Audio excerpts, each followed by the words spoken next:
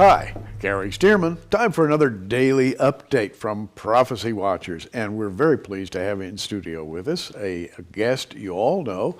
You've heard him talk before, and he always makes sense. It's Bill Salus. Hi, Bill. How are you? Gary, great. Looking forward to doing this little short update with you. A lot going on. Oh, we've got about 12 or 13 minutes here, and we've got to move fast because we've got a lot to talk about. Bill's new book, I'm holding it right here. It's called The Now Prophecies. It's a very special book. I'm convinced, after talking to Bill, that he's really hit upon something. But you know what interests me? The way this book came to pass, particularly the title.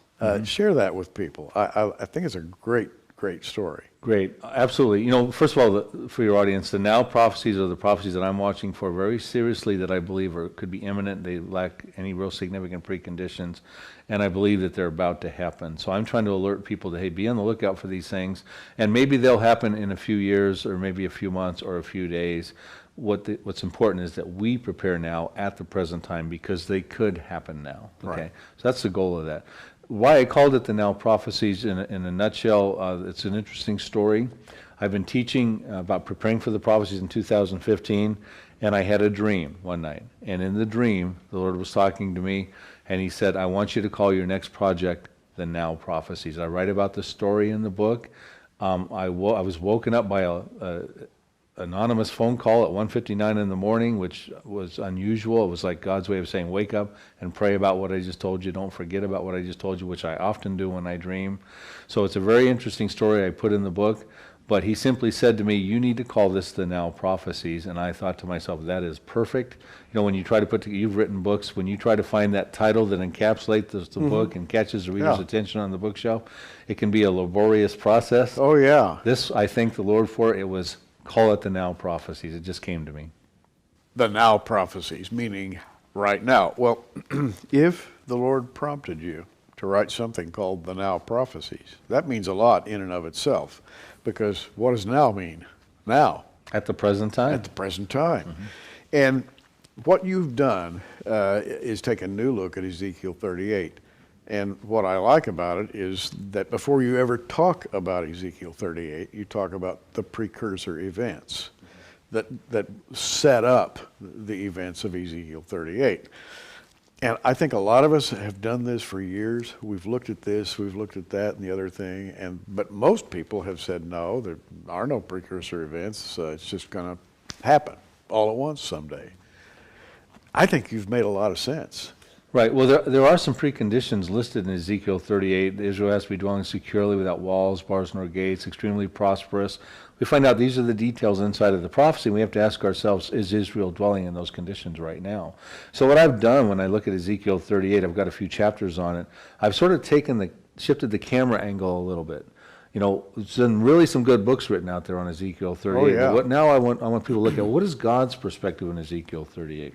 And then I shift the camera a little more and I say, what is Israel's perspective going on in Ezekiel 38? And I think that's what your viewers are going to find interesting is get another look at the overall prophecy. You know, the one thing that's often overlooked, and I believe the Lord wants me to trumpet this message right now because Ezekiel 38 is drawing very, very near. I call it a next prophecy.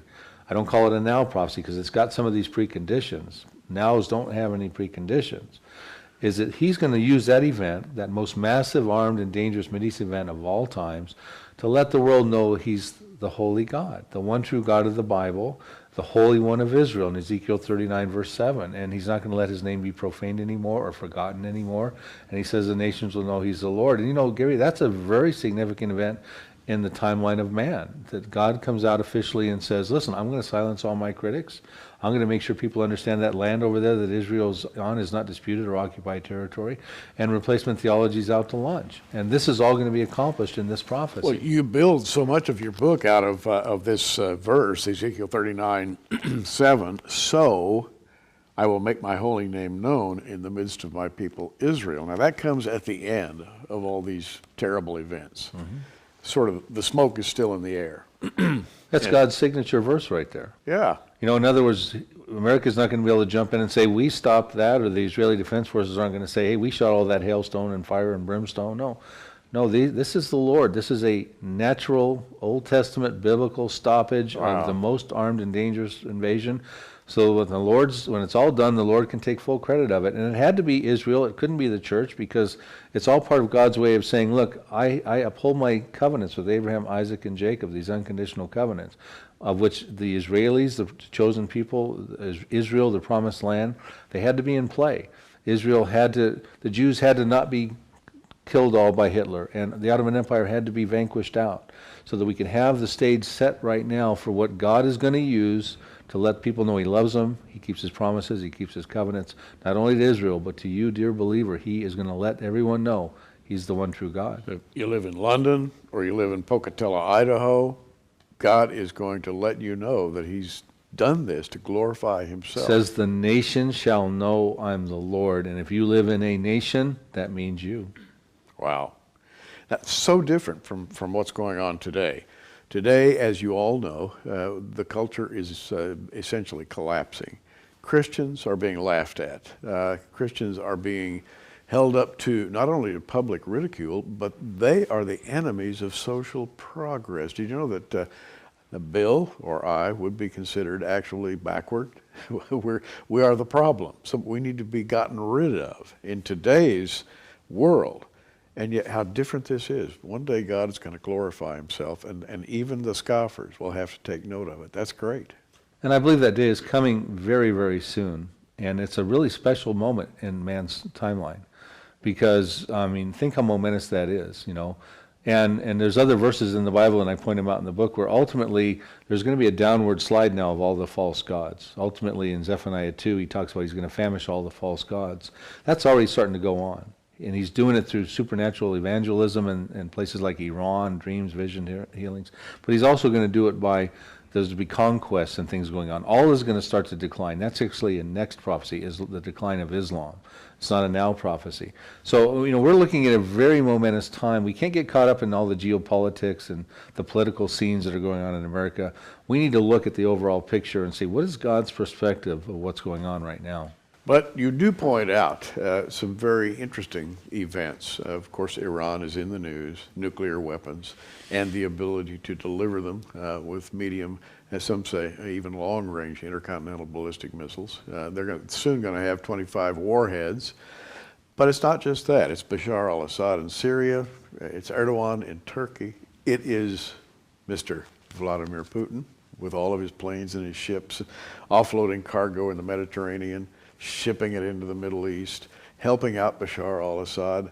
And then you have poor King Abdullah over there in Jordan, quaking and quivering and wondering what's going to happen. You have the Saudis in an uproar right now, very, very angry at Iran.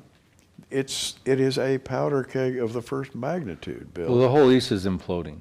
And in the center of it all is the little tiny nation of Israel, through which God has plans, and He has momentous plans.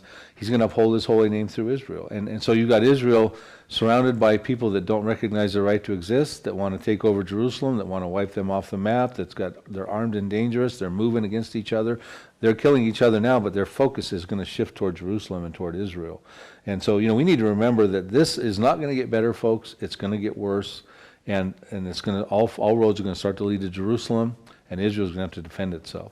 Okay, now I'm going to ask you I'll put you on the spot, ask you a question.